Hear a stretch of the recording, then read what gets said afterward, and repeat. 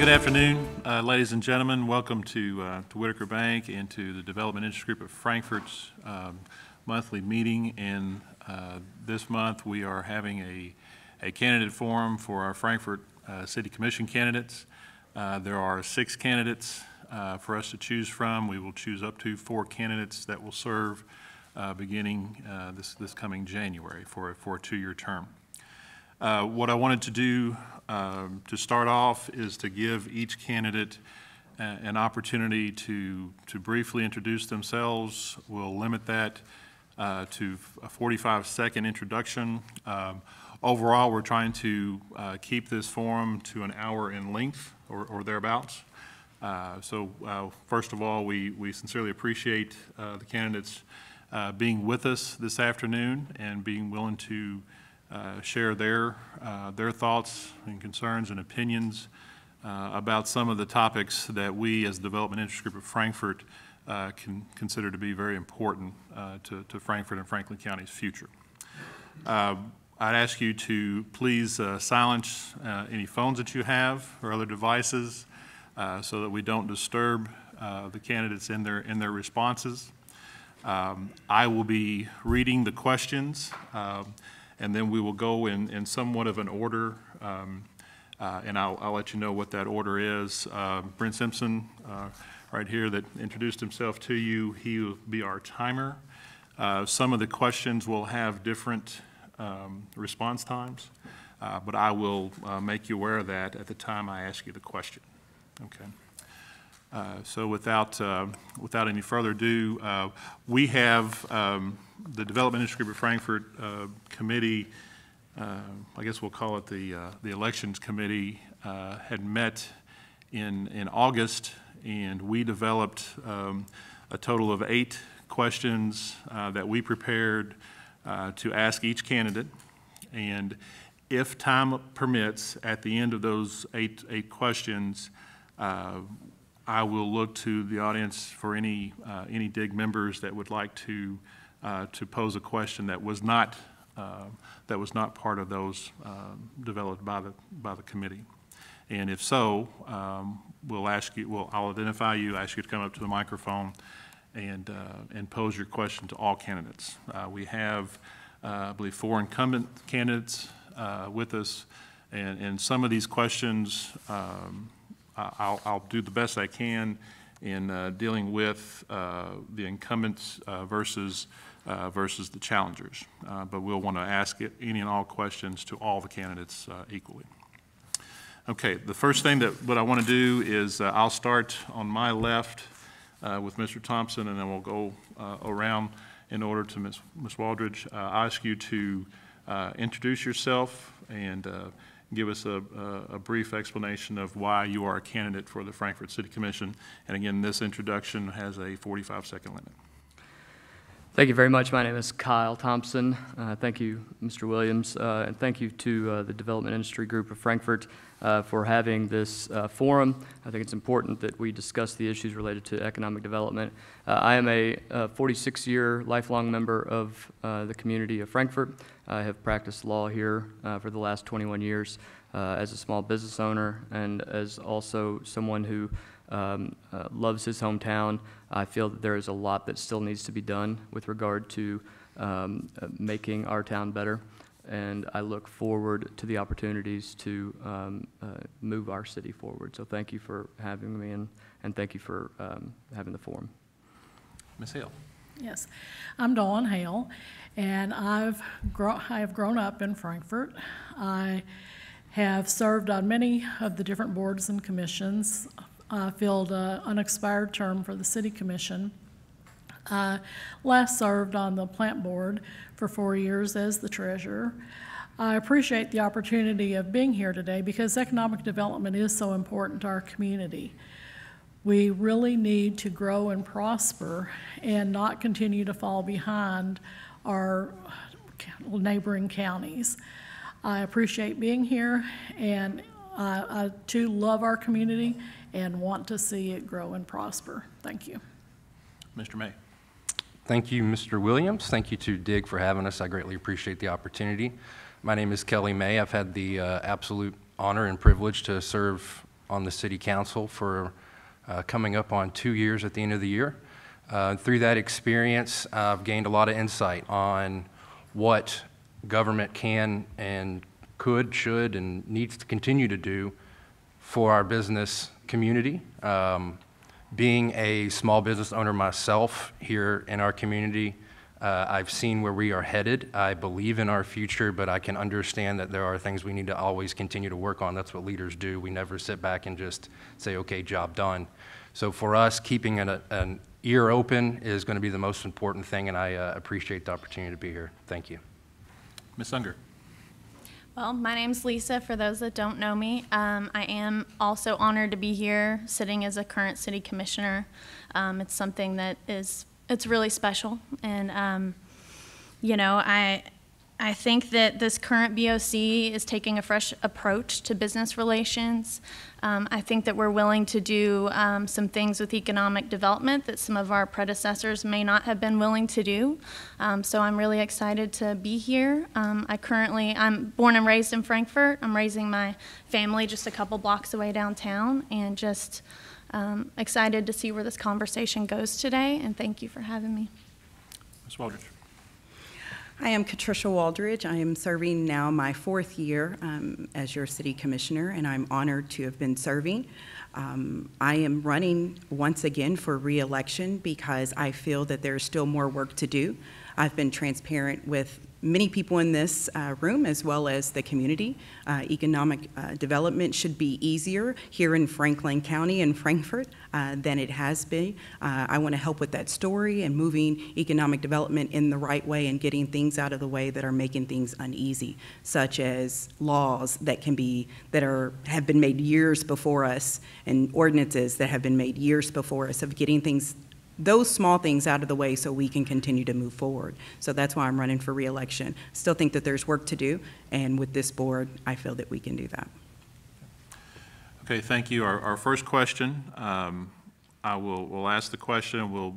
We'll begin our responses with Ms. Hale, and then go to Ms. Hale's left, and then finish up with Mr. Thompson. On this question, you will have up to 3 minutes to respond. So, Brent, our timekeeper, we have 3 minutes on this first question. Obviously, you don't have to use all 3 minutes, but there is a 3-minute limit. Okay. The question reads, the City Commission has consistently cut the KCDC budget and recently hired an attorney to discuss dissolving the local economic development agency. What is your commitment to KCDC and economic development in Frankfort? You have 3 minutes. Yeah. I think it's a mistake to continue to cut KCDC's budget. I think it's important that we have the organization to be able to concentrate on economic development. I think it's important also to have someone that coordinates between the city and county in doing this, instead of the city having their person, the county having their person. I think that we have a professional in that office, and the criticism against KCDC has really not been valid. If KCDC doesn't have the direction of the current city commission or county, they need to give that direction. And so I really think it's important that we continue to have someone in this position that can work for the total community and bringing business and industry to our community. I don't think I could add a whole lot to that. I just think it's important that we have someone there doing the work, because it definitely is important. We have brought industry and jobs to this community through KCDC, and I think if KCDC had more staff and funds to work with, they could even do better work than what they've done in the past. Mr. May. Thank you. So I think it's important to look at the way in which, we're thinking about taking direction with the board. For that to begin, we have to have understanding. So for me, to answer that question about hiring an attorney to look at what the options are, I think that is important to have a part of a conversation. It doesn't mean that that's the direction that anyone is heading, but in order to know where we can head, we must understand what all options are.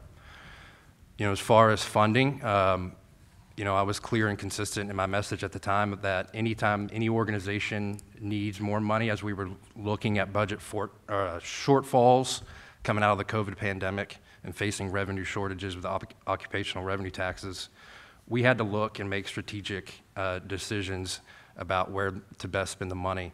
And so anytime that an organization that is putting the interest of this community forward and has plans to use said monies, taxpayer monies, to move forward, you know, in the conversation of economic development, I'm willing to have that conversation and continuing to willing to have that conversation. I do think we need to constantly look at what our priorities will be and how we set our initiatives. I think we need to continue to identify, you know, available land usage, how we can use it, look at the recruitment opportunities, the retention opportunities for industries, and looking at how we continue to deliver a positive message and work together. Thank you. Ms. Unger. Okay, well, you know, there's a lot to address there. When we're talking about funding KCDC, I mean, I'm really thinking about we're funding economic development. And I do believe, like I mentioned in my opening, that the current Board of Commissioners, we're coming with a fresh approach, and we want to address groups like KCDC, groups that we've been funding for, the city taxpayers have been funding for years, and just make sure it's being run the most effective way. You know, we brought up a resolution to potentially add an extra member to the board, which I think could be a good change. But yeah, we've got to talk about options. We've got to look at everything. I think hiring the attorney gave us a lot of insight. But, you know, we can't be scared of change in Frankfort. I know there's groups of people that they talk about change, they want change, but when it comes down to it, you're scared about change. And it's okay to be scared, but we have to be educated in order to make those decisions when we want change. You know, where I'm sitting now, I feel like I have a whole lot more insight on KCDC. I only knew so much when I was on the outside, even though I tried to educate myself, read articles, listen to meetings, and I feel like I know a whole lot more where I'm sitting. So when we're talking about funding, knowing what I know, I feel like there are some leadership changes that potentially need to be made, and we need to look at every taxpayer dollar that we are spending and giving to KCDC and say, is this the best way to go about it? Do we need to bring something internal in the city that's, you know, we can focus on some of these infill projects? So, I mean, I'm open to continue discussing this and figuring out the best way to go about it. I think we have 3 really great new KCDC board members that the mayor appointed, and I'm really excited about the work that they're doing, the conversations they're getting going, and I see nothing but positive as we move forward. So, Ms. Waldridge. I guess I won't sugarcoat this, but I think I have a little different perspective as coming from one commission to another. And I think the cut with KCDC came from the previous commission, which I think was not thought through at all. I think it was led to people not being open and honest about why they were cutting a budget or why they didn't support KCDC, and they left that blame on actual COVID. Well, COVID needs to stop being the excuse for everything moving forward. The goal is that I spoke with our now mayor at the time and said we need to speak with KCDC on goals and objectives. And any time that you work with the organization, you want to speak with that leader. And when leadership changes as much as it does with the city commission and the mayor as well every 4 years, we have to meet with KCDC to understand what those goals and objectives are. And when we came in for this new board, we could not even clarify of what those goals were, except that Terry was sending out pertinent information that continued to get pushed back because someone didn't want to read a long email. Well, that's not Terry's fault, and that's not KCDC's fault. But what is the fault that we have to take is that we were not meeting with KCDC for whatever reasons of leadership. I can say that I support KCDC in moving forward to see what that looks like. What is it that we're wanting? What is it that we're doing? What is not that communication that's not occurring? You know, I've not been supportive of that, and why you continue to cut a KCDC budget of something that we actually need in our community. Our community is dying, and we continue to cut. Who cuts something before you know where you're going? We've not had that conversation, and every time we say we want to have a conversation with KCDC, it takes months. It doesn't take months to set up a meeting to talk about the future of Frankfort and the growth and economic development for Kentucky, or for Frankfort, period. For more reasons is, to me, I think a lot of personal reasons come into play. That has nothing to do with me per se, but you got to get over personal reasons with these people in the room. We've got one goal, and that goal is economic development and to save Frankfort and get us moving in the right direction. And whether I like you or not, or you like me, that should not put us where we are right now. Also, I think it's the blind leading the blind in some instances. We have leaders, as Commissioner May shared, you know, it's a learning mechanism for us, and we're learning as we go. But when someone sits down to try to cut a budget and you've not even met with the director of that actual development group, to me, I think is wrong. And to continue to say that we're bringing in an attorney for answers, well, we're bringing in answers, but the only answers we got was cutting KCDC. There was not an option of working with KCDC truly in that. So for me, it was one-sided, and for me, we have to bring KCDC to the board and be honest in the direction we want to go, instead of worrying about hiring a $100,000 engineer or economic development person to come in this town and take over when we actually have the asset right here in town. Thank you. Mr. Thompson. Thank you. First of all, I want to make it very clear that my number one priority, even 2 years ago, was economic development. And here's why. Of the 5 counties that are contiguous to us, including Anderson, Shelby, Scott, Woodford, and Franklin County, we have the lowest job participation rate. We are the only county that has a negative growth rate in the last 2 years. We have the lowest percentage of owner-occupied housing by 20% compared to 2 of the counties.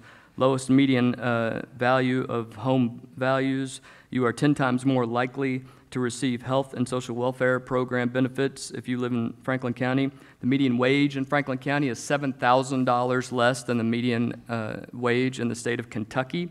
And 92% of all cities in the state of Kentucky have a lower crime rate than the city of Frankfort. So something isn't working. There is a problem with what is happening right now with the economic development plan that we have in place. To say that criticism doesn't seem valid, the stats don't lie, and it is not a personal issue with anyone related to KCDC or DFI or anything of that nature. The issue is we have KCDC, we have DFI, we have DIG, we have a lot of ideas, and we have no coalescing factor that is determining who is listening to those ideas and determining where that direction is going.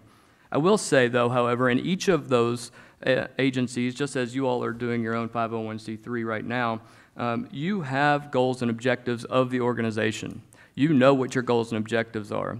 So the question is, why is it that Shelby County just approved 3,000 home build permits and Franklin County approved a dozen or so last year? Why is that? Is it because Shelby County is smarter than us, that they have better resources than we do? Absolutely not. In fact, it's the opposite. We have more resources, more natural things that are here in Frankfort that we can use. We should not be falling behind a community like Shelbyville that is announcing billion-dollar projects. And that is why I think the economic development in this community needs to have a fresh angle and look at how things are happening. If that involves KCDC, so be it. However, I will say that in October I actually made a motion to either defund KCDC or to reorganize KCDC in some format. Because again, we have the city leadership and we have the county leadership with 2 completely different ideas of what economic development should look like. And until those two organizations will talk with each other and work together, we will have no clear direction on what economic development will look like in this town, and it will continue to die. Thank you. All right, our second question is somewhat of a follow-up to question number one. If you can, and we'll start this one with Mr. May, and then go to Mr. May's left, and then finish up with Ms. Hale. You have 1 minute to respond. The question reads, or the statement reads, give us your understanding and opinions of the revenue sharing agreement as it relates to new jobs created by KCDC. Give us your understanding and opinions of the revenue sharing agreement as it relates to new jobs created by KCDC. Okay, sure. Thank you for the question. I'm certainly not an expert on this, but I do know that as we move forward with job creation in our community, KCDC will have the opportunity to be an integral part in that, and finding opportunities to continue to work with our companies that have a long-standing commitment to our community right now, and looking at how we can continue to grow their workforce for them is going to be a priority for me. Continuing to look at how we diversify the workforce and bring that in so we can continue to share our resources will absolutely be a priority. So as we continue to identify how we can help, it will definitely be something that I keep at the top of my list. Thank you. Ms. Unger. Do you care to repeat that for me? Yes, ma'am. Give us your understanding and/or opinions of the revenue sharing agreement as it relates to new jobs created by KCDC. And when I use the term revenue sharing agreement, the payroll tax revenue shared by the city commission, or the city and the fiscal court. Okay.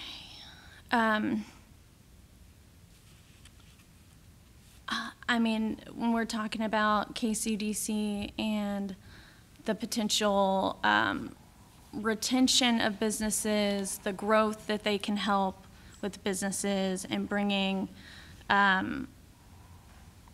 job creation, and that's going to bring in occupational tax. I don't know if there's a specific that we're going for with the question, but I don't know. Sorry. Okay. That's all I got. I think in regards to this agreement, I believe that in speaking with Terry and watching and listening is that with this workforce of bringing in jobs for our community is providing more jobs and salaries that are going to come from median and above, so we'll have more occupational tax coming in. If we're paying into helping with KCDC and the city of Frankfort says, oh, well, we're not going to fund you anymore, that shared tax then says, will the county give us that shared tax? City and county are coming together for a workforce here in the city and county area for jobs that are coming through in this workforce. And we're both paying in on that budget. And if we continue to cut, if the city cuts, do we say, oh, we continue to get that tax base in that agreement that the city is giving and the county are in one-on-one? Or do we continue to say, no, you're not paying in, so therefore you don't get that tax? And that's one reason I brought up in several cases of we can't defund until we know exactly what the wordage and what the verbiage means on our behalf of receiving tax here in this community. Mr. Thompson. Thank you. The revenue sharing agreement is pretty simple. It's laid out in the organization's actual documents that were actually go all the way back to SECEDA. The language is identical in what we have now. They outline that the revenue sharing agreement is based on a percentage basis that is identical to the funding amounts of the organization. However, I'll point out that the funding base for the organization is supposed to be, by its own requirements and the requirements of state law, supposed to come partially from private industry. And it does not. 20% is actually what is supposed to come from private industry, and that has never happened. So at this time, the fact that we are not even holding that aspect of the agreement in place, I think the entire revenue sharing agreement is bunk because no one has ever followed the actual participation agreement as well. So, thank you. Ms. Hale? Yes, would you mind to read the question again? Yes, ma'am. Give us your understanding and/or opinions of the revenue sharing agreement as it relates to new jobs created by KCDC. And again, the revenue sharing agreement is between the City of Frankfort and the Franklin County Fiscal Court. Okay, as it applies to who pays KCDC or the occupational tax sharing? The occupational tax sharing. Okay. Okay, in 2006, the city and county made an agreement that any new industries that are formed in Frankfort or Franklin County, that there would be a 50-50 basis of occupational tax sharing. Businesses that are already here but add new employees don't come under that agreement. So I think it's a fair agreement. I think it gives the city less incentive to annex, and I think it's a way to bring in new business that helps both the city and the county. Mr. May? Oh, I'm sorry, we started with you. My apologies. My apologies. Our next question, our third question, is also related to question 1. We'll have 1-minute responses. Ms. Unger, will begin with you. The question reads, Development Interest Group of Frankfort believes that the Frankfort City Commission has actively undermined KCDC over the past several years. If you were on the existing commission, please explain why you voted to cut KCDC budgets, and if you are not an incumbent, explain your economic development strategy to grow jobs in Frankfort as it relates to KCDC as a resource or conduit. Okay, can I get like the second half of that question again? Yes, ma'am. Please explain why you voted to cut KCDC budgets, and if you are not an incumbent, explain your economic development strategy to grow jobs in Frankfort as it relates to KCDC as a resource or conduit. Okay, so I as a current city commissioner, I don't feel like we're actively undermining KCDC. Because I think that's how it was worded in the question. We did vote to give KCDC the same amount that was cut from the previous BOC the year before. We kept it the same amount. So did the county. I don't think there's a reason that we need to be paying in more than the county. So to me, that's reasonable. I want us all to be able to work as a team. You know, we're sitting up here talking, we need the city and county to be able to communicate. We need to be able to know what we want from KCDC in order to communicate with them. So, you know, we're all on the same team. I don't think we've undermined KCDC at all. Sorry. Ms. Waldridge. When you define actively undermined, right? So yes, do I see that in ways that we are and being transparent? Yes, I do.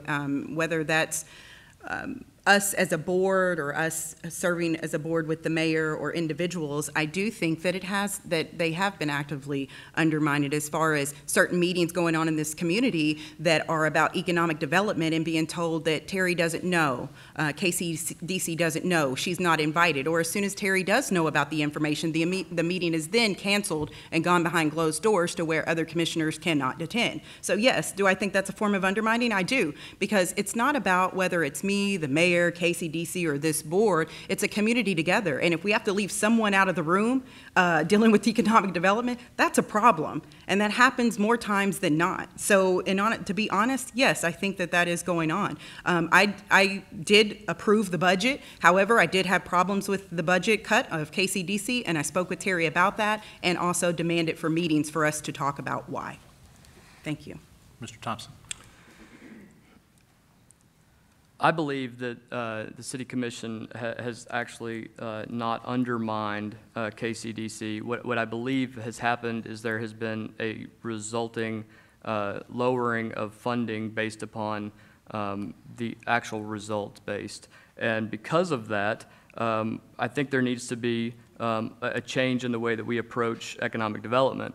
As a non-incumbent, I will state that we should internalize economic development within the city government until such time that the county is willing to come to the table to work with us under the same development and strategy and plan. And when that happens, things will start moving. However, there has not been leadership in this community for so long that we have been able to figure out what that development plan and direction is. When those parties come together, then we can discuss having a joint organization. Until then, I think the city would be better off funding their own internalized program. Ms. Hale. Yes. Well, as the only outside incumbent here, to me, as an outside person, it has looked like the city has undermined KCDC. What I would do is, being a person that I think has some skill in building consensus, I would want the city and county and KCDC to sit down together to come up with a plan that both the city and county can support with KCDC and a plan for economic development in our community. Until the city and county and KCDC can all work together, we're really not going to have economic development in this county, and we will continue to fall behind our neighboring counties. Thank you. Mr. Mack. Thank you. Again, I'll go back to part of what I think the most important role of economic development, whether city, quasi-government agency, anybody. I think a plan and a flow should be there, which is to identify the land and the buildings that we have available right now. And why that's important is because then we can know what we can go after for job creation. We need to be researching what industries are growing, looking 15, 20, 30 years down the road, and what industries fit in those buildings and or lands, so we can go to the next part of recruiting said industries, whether they are small mom and pops that can support local jobs, or larger companies like we see move in, like Monoplast into Franklin County and into the industrial park to create hundreds, if not thousands of jobs as well. And then we need to look at retaining them, working with the CEOs, the COOs of those companies, and talking about their growth plans so that we can be prepared as a community to provide the services they need. Thanks. Okay. Our next question, we'll begin this one with Ms. Waldridge. The question reads, excuse me, you have 1 minute to respond. Each of you have 1 minute to respond. In reference to board appointments made by the Frankfort City Commission, what do you think your role is, and how will you consider recommended appointments to ensure that these individuals are qualified to responsibly serve the mission of the given organization they are being appointed to? For example, the Planning and Zoning Commission, Architecture Review Board, BZA, et cetera. Thank you. First and foremost, the boards right now for KCDC, they come through the mayor and, of course, the judge exec. And we basically receive the ones that they want us to see, and then we approve. So as long as they have a 3 vote, it really doesn't matter what anybody else thinks about on the city commission as far as the choosing. Do I think that there should be another process? Yes. I think it's very political in the way that it is handled at this time. You have 3 individuals from the mayor and 3 individuals from the judge. And they came up with a lofty example of trying to get another person on, and my statement to the city manager was, that's great to have 7. I'm sure Terry would like more. However, the 7th is still being picked by the mayor, is still being picked by the judge, and I think the reason why KCDC was created to begin with is the reason why the judge and the mayor should not be choosing these 3 individuals. It should be the community, there should be an application process, and we, the commission, if it's coming through us for a decision, we should see all candidates and why they should be and have that discussion with the mayor and the judge on why they're being chosen. So yes, I think that it is not a good, I guess, ordinance of the way they're being chosen now. Mr. Thompson. I actually agree with Commissioner Waldridge in the fact that there is significant political bias when it comes to who is appointed to boards. You can simply look at the individuals who are on every board of the city and the county and look at their voter registration. I think there are 3 Republicans on all of the boards and commissions combined. Now, that doesn't mean that it has to be equal, as we know that we have lower amounts of Republicans in this community. However, there has to be an evening out of the ideas. Unfortunately, in this community, it has been incredibly political and has been incredibly legacy-based of who you know and when you knew them, and if you ever served before, of whether you would actually get to serve in the future on some other board and commission. Those things have got us where we are. It hasn't worked. It's time for us to do what's right for the community, and that is to end the political games with these boards and commissions. Ms. Hale? Yes. I think that boards and commissions are really important to this community and the people that serve on them. I would do a better job of publicizing when there are going to be openings on boards and commissions so the public is more aware of what is available. As it is now, I think the city asks for resumes of the people that are considered for boards and commissions. I think those resumes should be shared with the city commission so the city commission can be aware of the qualifications of the candidates and therefore be able to give more input to the mayor on who are appointed to boards and commissions. Thank you. Mr. Mayor? Thank you. I appreciate that question. That's something that I will agree from being able to having the opportunity to sit here could be restructured, could be reworked out. We've talked about giving a heads up, if you will, on our city website about what upcoming board appointments will be there. I would like to see it, at least 90 days out before the board appointment would be discussed so that we have an opportunity to really ask the questions. Sometimes the process that's there does feel a little rushed. And we're making very important decisions, Frankfort Plant Board being one of those that we've had an opportunity to vote on board appointments here recently. And you think about what greater board to talk about industrial growth in our community, that is a huge, huge player for us. And we want to make sure that we're putting qualified individuals there and those that want to be there, those that are interested in it and that share the visions of this community and our growth. Thank you. Ms. Unger? So, I take board appointments very seriously. At the last board meeting, before I voted to support John Cubine to stay at the plant board, I made a statement. I want people, I want younger faces, I want people to start thinking how you can get involved, what boards you might want to be on. And then Commissioner May touched on the fact that, we need to have, while we've got the board listings on our website, we need to put those front and center to let people know this is coming up in the future, this is coming up in a year, are you interested? Let's go ahead and get that application in. So I hear everybody, and I do think that's really important to have diversity on boards, but also keep them changing, get new people. It's just important to keep Frankfort moving forward.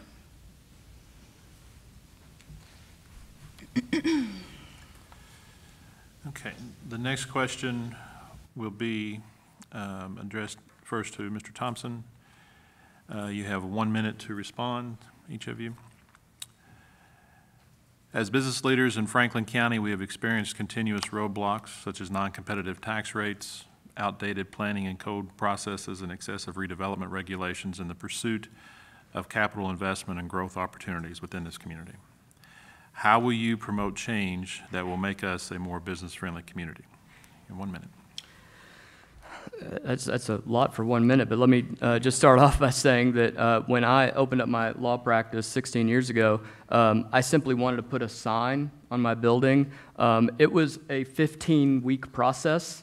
It cost hundreds of dollars and lots of time and energy to put up a 2-foot by 2-foot sign on my building. That's ridiculous. We need to make things easier. We need to look at our planning and zoning. In fact, I think we probably need to consider maybe combining some resources that we have, such as planning and zoning and our Parks Department and our waste departments, so that we can save money and resources in that end. We need to look at our economic planning and zoning plan as it is right now and what that process is. And we need to be more business-friendly. And for anyone that says that Frankfort is business-friendly, I would simply say, look at all the communities around us and how they're growing, and we are not. Thank you. Ms. Hale. Yes. I think that we need to definitely make changes in how we conduct business in Frankfort. One of the first things I would want to do as a commissioner is to listen to you all.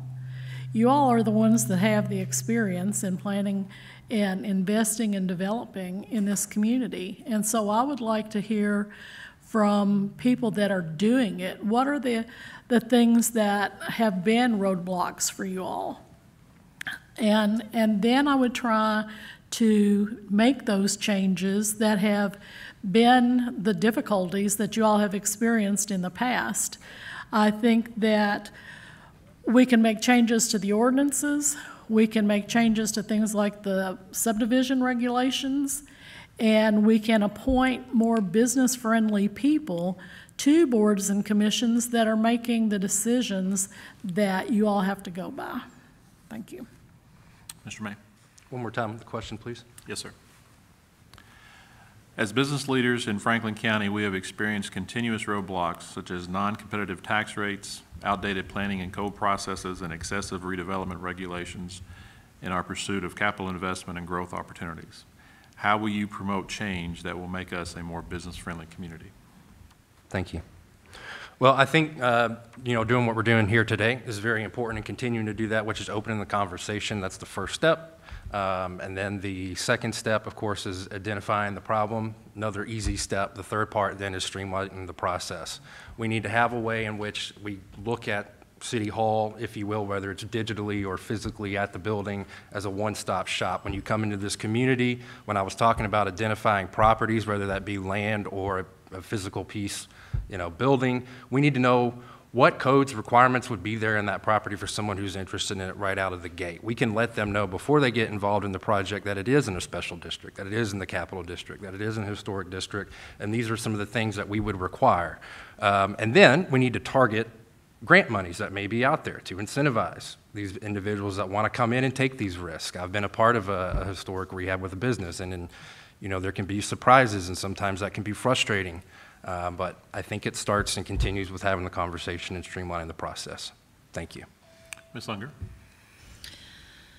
I feel like our current BOC is we're really working on promoting some change that does make Frankfort more business friendly. And I know that, we have to be focused on what the city can do.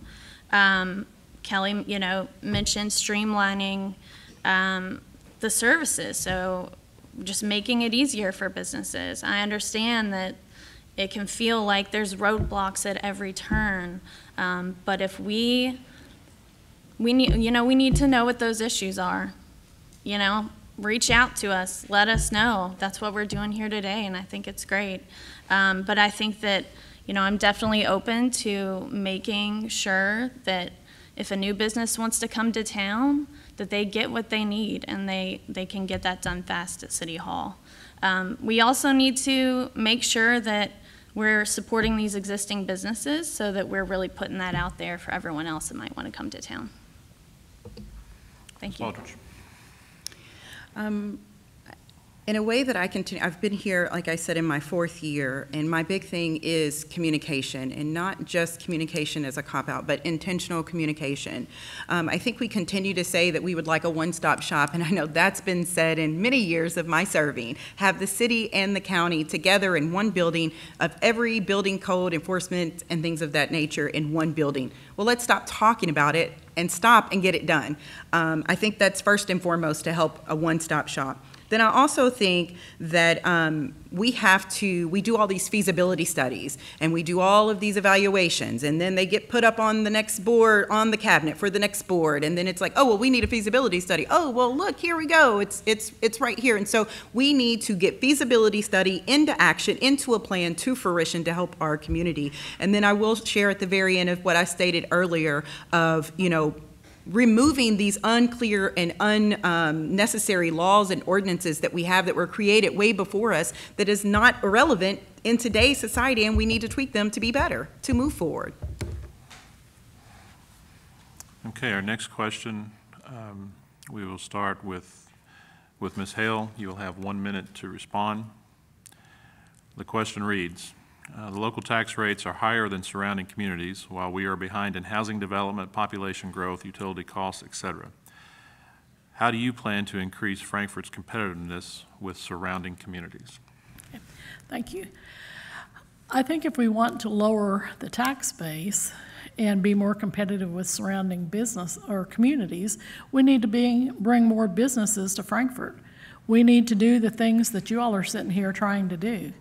Because if we have more businesses, if we have more industry, then those people that they're employing are paying the occupational tax, they're paying property tax, and we'll have the revenue then that we need to do the many things we need to do in this community.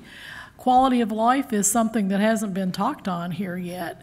But if we have a bigger tax base, then we'll be able to have that indoor swimming pool and indoor tennis, et cetera, that have been talked about for years now. But again, it's all talk and no action. And so we need to quit talking and actually do some things. Mr. May. Thank you. Yeah, I agree. With some of the other candidates here today, we know kind of how we fund things. We either fund them through collecting tax or through the jobs, through the occupational tax, through the sales tax coming in the door. So obviously economic development is how we help fund the base for the quality of life. I think it's important that as we move forward, we continue to aggressively look at what projects we want to attribute to quality of life, so that when we look at perhaps economic incentives that we are willing to offer to companies that are wanting to relocate here, that we have a conversation with the community about how that money will come back full circle to help, and how that cycle just continues to go and feed on itself. And that way, every time somebody comes into our community, whether temporarily as a tourist or somebody that wants to locate here permanently, the experience they share with everyone else is a positive one. Ms. Unger. Would you care to repeat that for me? Yes, ma'am. Local tax rates are higher than surrounding communities, while we are behind in housing development, population growth, utility costs, etc. How do you plan to increase Frankfort's competitiveness with surrounding communities? Well, I know for one that there are a few tax bases that we have that are lower than other counties. Insurance premium tax is one of those. You look at, Georgetown, Shelbyville, there's surrounding counties that have, I think we're at 6% on that. We get 4.1 million. If we went up 8%, we get 1.4 million more. I know that's something that I've looked at recently. So, I mean, there are certain taxes that other counties are getting, and you look at what they have. They might have an indoor swimming facility. They might have other things we don't. And I know I could probably go on a little bit more, but only have 15 seconds. But and one way I think we could work on this is we need to continue to communicate and work with state government and making sure we're getting what we need, because we're obviously not getting that occupational tax, and that could bring in and make some big projects happen. So. Ms. Walters. Sure. I can't say that I don't have an answer for everything. And obviously, I'm not the professional at the table in all entities, and that's why we depend on people like you, to have these conversations to help guide us as leaders. We put ourselves in a bad predicament of just depending on the occupational tax of the state. And we obviously see how quick that can be taken away and how detrimental that is for our community.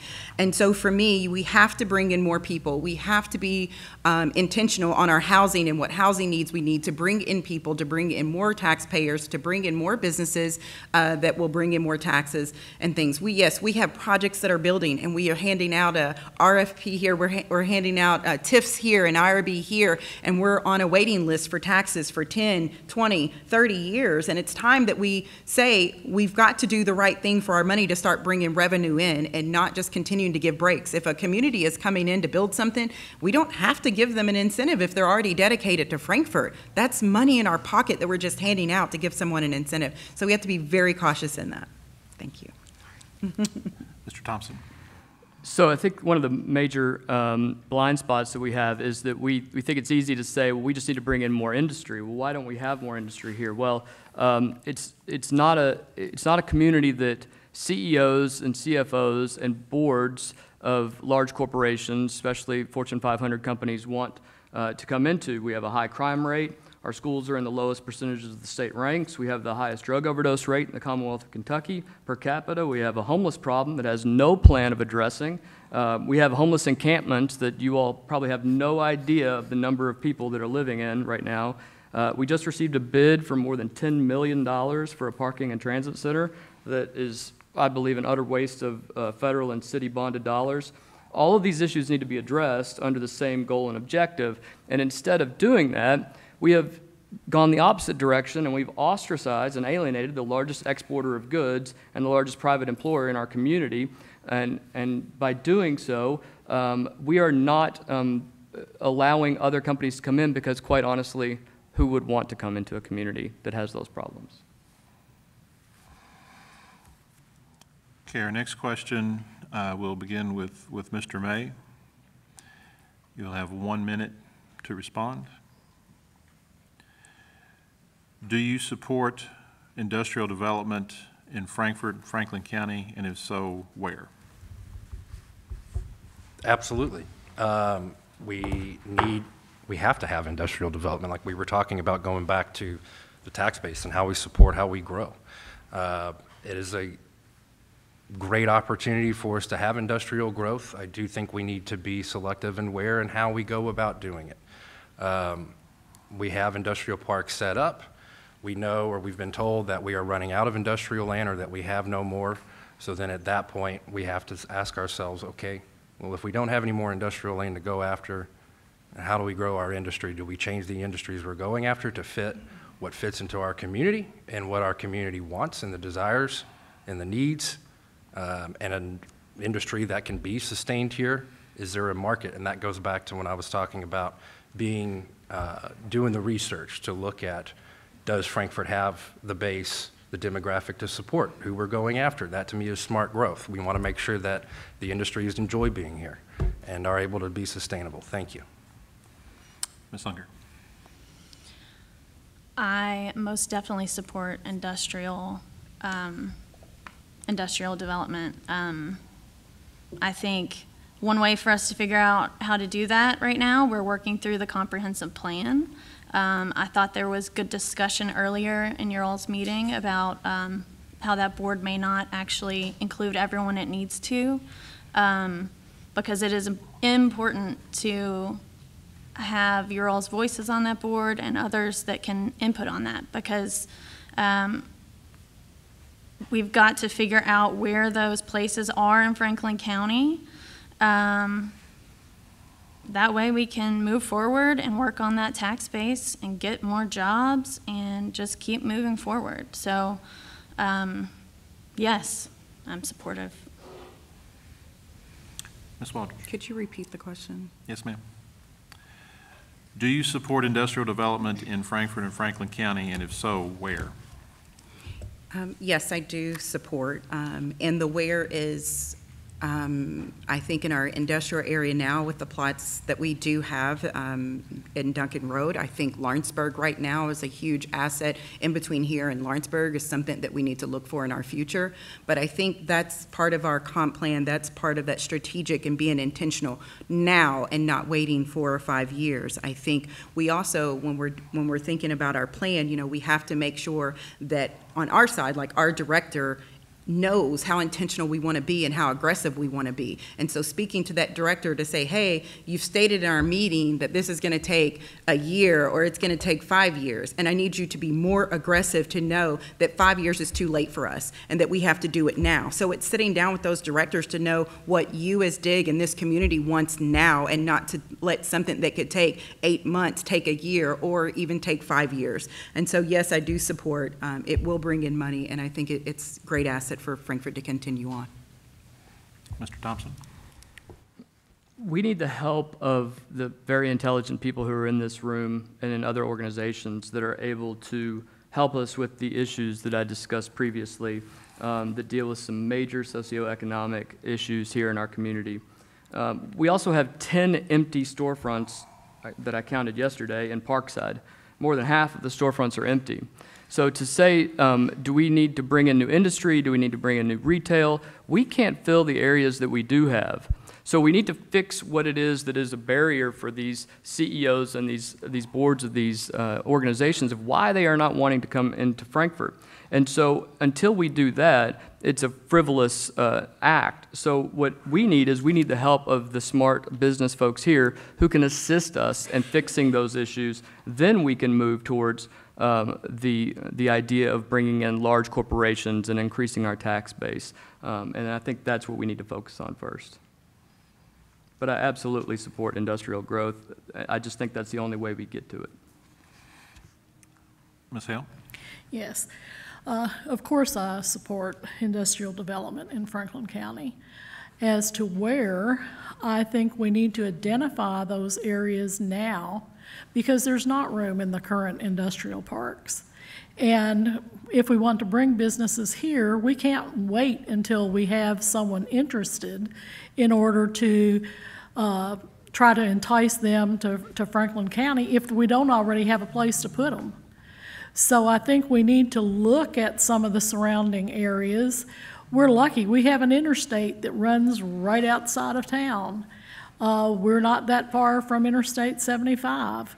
We're lucky in that we have, and I realize I have a bias after being on the plant board, but we're lucky. We have the utilities, the infrastructure to have industrial development here. So we need to identify the places now, get those zoned industrial now, so when Terry is doing her job and people want to come here, they're able to have a dig-ready place to do it. Okay, our next question will be the final prepared question from our elections committee. You'll have 1 minute to respond. We'll start with Ms. Unger. And the statement in question reads as follows. We have recently read descriptions or discussions of possible additional revenue sources, including considering the increase of our insurance premium tax rates here in Frankfort, and considering possible revenue shortfalls within the city's operating budget. What are your thoughts between the following? Number 1, attracting capital to grow local tax revenues. 2, reduce or eliminate services provided. Or 3, raising tax rates or implementing new taxes or fees, such as increasing the insurance premium tax or implementing a solid waste collection fee, et cetera. What are your thoughts on how those 3 factors are considered? All right. Well, I am currently serving on the Finance Committee, and those are all things we're discussing. I I know we're looking at a shortfall in the coming years. Thank goodness for some of the COVID money that's been flowing through into the state. There's no way we can reduce or eliminate services. That's the most important thing our city does. So yes, I think we're gonna have to talk about some fees and potential, that insurance premium tax. I mean, that could be a big change to our city.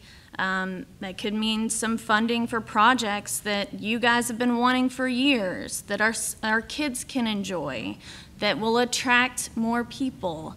Then we gotta worry about how we're gonna house those people.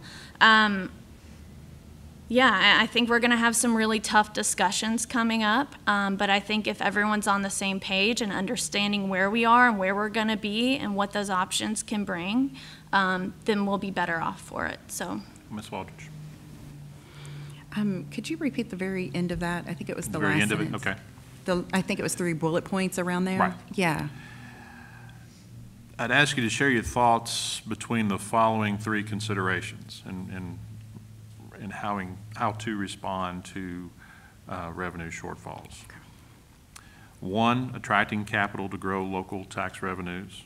2, reduce or eliminate services provided. 3, raising tax rates or implementing new taxes or fees. Thank you.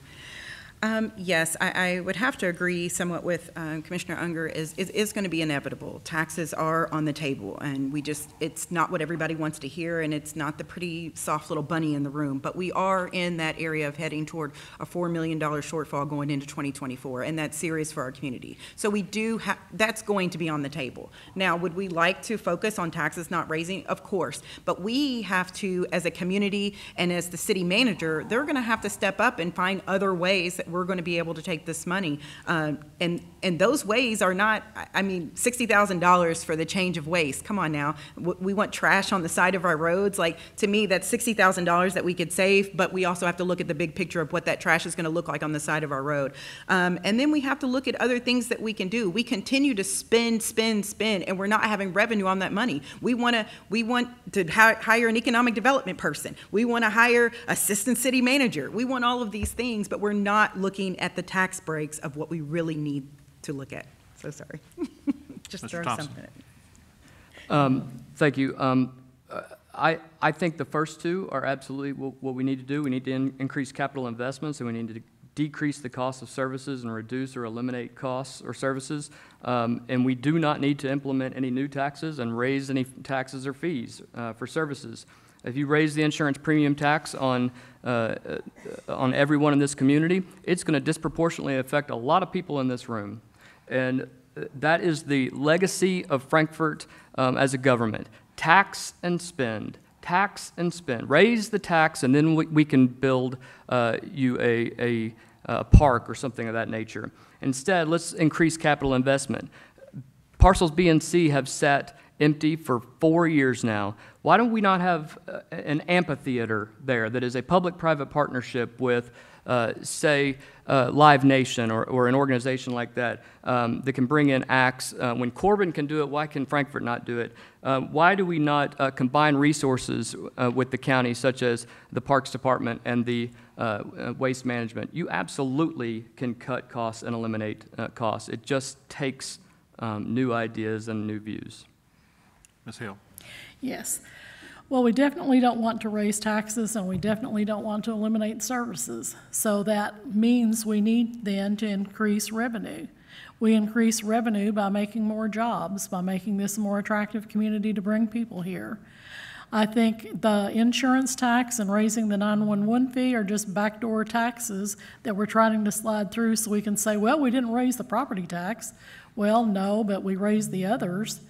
And I think that the city has known that they have this $4 million shortfall for some time now, and yet they continue to spend. On their webpage, they have a $50,000 contract job for a diversity, equity, and inclusion officer. Now, we all want diversity, inclusion, and equity in our community. But that's a job of HR. I don't think we need to spend $50,000 hiring a person to do that.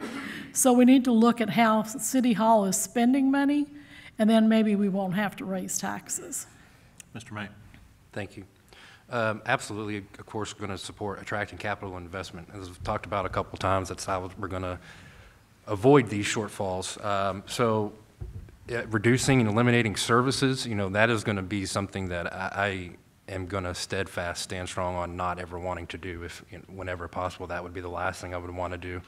So to dive in and not trying to avoid the question directly, insurance premium tax funding, if it meant having to go down that route to make sure we did not have to eliminate the services that we have currently, I'm not going to say that would not be on the table for me. But I think it's important to keep the conversation open, and I would like to find ways to do that, like attract the capital investment before having to do raising taxes on anybody, obviously. But again, I don't make a steadfast yes or no on those until we're at a point to where we've seen all the information and able to make an educated decision on that at the time to vote. All right, it's currently 1:35. We try to keep this at an hour, but what I will do in listening to both the questions that were posed and some of the answers that were given by the candidates, I do want to take a few more minutes of your time and open the floor to DIG members. If there are is there another question that you would like to pose to the candidates? Again, I would ask you to formulate your question that it would be to all candidates. If so, if you could raise your hand, I'll recognize you. You can come up to the microphone to do so. Mr. Meyer. And what we'll do in consideration of time, we'll give, let's see, the last one I started with Ms. Unger, so we'll start with Ms. Waldridge and then work our way around this way. Mr. Meyer, please pose your question. 45 seconds. Thank you for coming out today. Greg Meyer, I'm a member of DIG. The plant board is owned by the city. All the appointments are made by the city. Probably 40%, maybe 50% of the users are in the county. Would you support letting the county judge appoint members to that plant board for the people that are on the plant, the users that are on the plant board that have no representation, that are in the county, and could someone in the county be able to serve on the plant board? Mr. Meyer. I will share that if I'm not mistaken, I do believe that we had that question come up some time ago, and we added Mr. Mason to the board, who is actually out in the county for one of those reasons. Do I think that it should be fair across the board? Yes, I do. When we look at Frankfort and Franklin County, we're small. And yes, we're not a merged government, but the services in our parks, I've been asking for people in the county to be on our parks board and certain things. It needs to be a mixture because that's the services you are using, and we want to hear a voice. And I don't think of eliminating the county just because it's a county line. I'm not. I think we're passing up on a lot of great people in this community, in the county, that could serve on that board as well as others in the city just because of a county line. So yes, I would agree that it does need to be fair. Mr. Thompson. I would. However, the problem I think we would run into is I think there might be a legal issue with the language when the plant board was created and how it falls under the city and the structure. I'm fine with changing that. I'm okay with that. The other option, obviously, is the fact that the city commission and the county have both agreed to allow some competition when it comes to high-speed internet and things of that nature to come into the territory. And at that point, if there is no representation at that point, then those areas in the county may be better served by utilizing those services. So maybe it is time to relook at that, and also the funding that goes into the plant board as well, coming from both. So good question. Thank you. Ms. Hale? Yes. Steve Mason is currently on the board, and he does live in the county. The ordinance says you have to be a user of plant board, water, electric, or internet. And while Mr. Mason does not have electric, he does have water, and so therefore he qualifies. I think it's a good idea to have representation from the county. I'd have to think a little more about it before I would give the judge the appointment. I think the mayor can well make the appointment of someone in the county. But I do think it is important that county people are represented on the plant board, because we do go out in the county. And with the government money that we're getting from the internet, or the plant board is getting, I still want to say we with them. But, you know, the internet is going out into the far reaches of Ball Knob and Peaks Mill. So county people definitely will then be plant board customers. Mr. May? Mr. Meyer, thank you for the question. Absolutely, I would support, as long as Ms. Hale said, and being a little bit more of an expert on it, having served, anything legally and ethically that would need to be done to make sure that the ordinances allows it, supports it. I think fair representation on any and all boards is crucial, and especially when you're talking about the user rates. You know, when you have that data, you have that representation, you know who's paying the bill, that absolutely you should have a voice. And that's just kind of how I look at any and every conversation. Anyone that's got stake in the game, whether it's financial interest, you know, the blood, sweat, and tears, has a right to be at the table, a part of the conversation where the decisions are being made that impact them directly. And when you talk about utility rates and the uniqueness of the way Frankfort Plant Board's set up here in our community, we're the ones at the table, the ratepayers. Thank you. I do think that's a really good question. Thank you, Mr. Meyer. I would be more than open to have that discussion, and I imagine I would support it. I think Ms. Hale made a good point, and I might want to keep that appointment with the mayor, but definitely open to having more county appointees on that board. Okay, thank you. That will conclude our questions for the candidates. Again, I wanted to personally thank them for coming and participating in our candidate forum this afternoon. We appreciate your responses to our questions. We wish you well in the upcoming election cycle. I encourage all of our DIG members to participate in that election as a voter. I wanted to certainly thank our Frankfort Plant Board audience for joining us as well, as this will be replayed several times, and there will be a link from their YouTube channel available probably within the next 4 or 5 business days that we'll be able to share that link for other viewers as well. So that will conclude our candidate forum, and thank you all for coming.